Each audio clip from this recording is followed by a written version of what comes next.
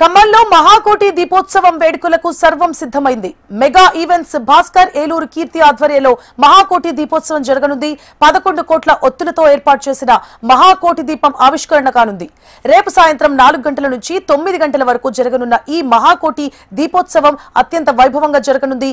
మరింత సమాచారాన్ని మా ప్రతినిధి రవికిరణ్ అందిస్తారు.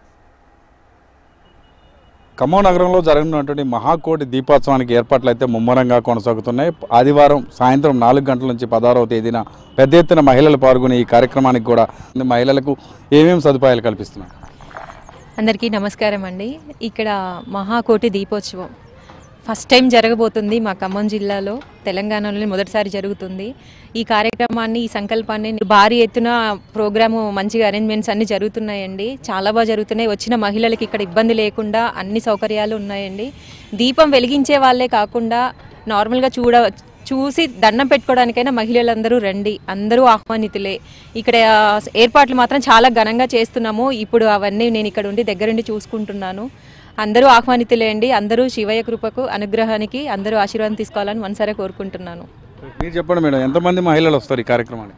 జై శ్రీరామ్.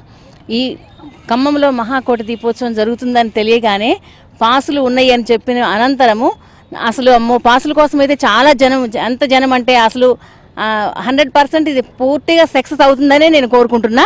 ఖచ్చితంగా అలానే అవుతుంది. అందులో కార్తీక మాసం, అన్ని మాసాల కల్లా విశిష్టమైన మాసం కార్తీక మాసం.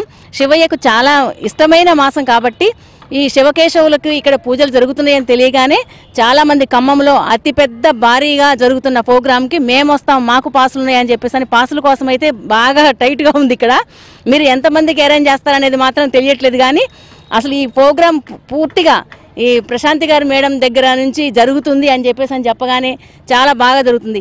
ఈవెంట్స్కి భాస్కర్ గారు కానీ ఇంకా అందరూ కూడా ప్రశాంతి గారికి సహకరించి, మీడియా మిత్రులందరూ కూడా సహకరించి ఈ ప్రోగ్రామ్ని పెద్ద ఎత్తుగా, అసలు ఖమ్మంలోనే అతిపెద్ద ప్రోగ్రాం ఇంతవరకు జరగలేదు అనేటట్టుగా తీసుకొస్తున్నారు.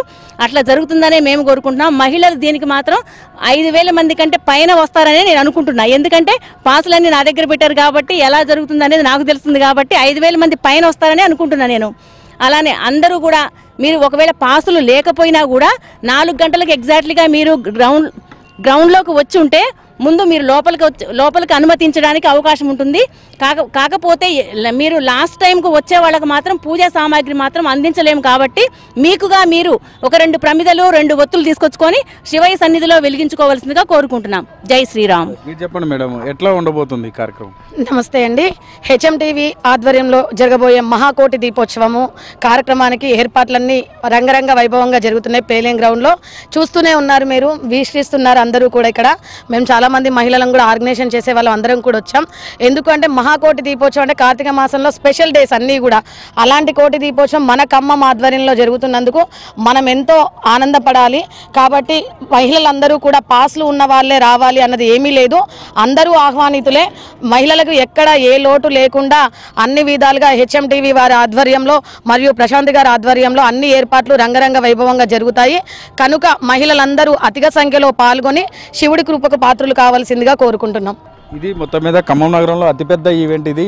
మహాకోటి దీపోత్సవం చేయడం అంటే చాలా సాదాసీదా విషయం కాదు. ఎందరో మునులు తపస్సు చేసి శివయ్యను దర్శించుకోవడం జరుగుతుంది. కానీ ఖమ్మం ప్రజలకు ఈ ఏలూరు ప్రశాంతి గారు కావచ్చు, అలాగే ఖమ్మం మెగా ఈవెంట్స్ భాస్కర్ ఆధ్వర్యంలో ఏర్పాట్లన్నీ ముమ్మరంగా కొనసాగుతున్నాయి. అదేవిధంగా హెచ్ఎంటీవీలో మినిట్ టు మినిట్ లైవ్ కూడా ఉండనుంది. హెచ్ఎంటీవీ ద్వారా కూడా భక్తులు వీక్షించే విధంగా ఏర్పాట్లు అయితే ముమ్మరంగా జరుగుతున్నాయి. మొత్తం మీద ఖమ్మంలో ఇంత పెద్ద ఈవెంట్కి మహిళలు కూడా పెద్ద ఎత్తున పాల్గొనవచ్చని ఇక్కడ ఉన్నటువంటి నిర్వాహకులు అయితే చెప్తున్నారు. ఇది ఇక్కడ పరిస్థితి. గణేష్ కిరణ్, ఖమ్మం జిల్లా.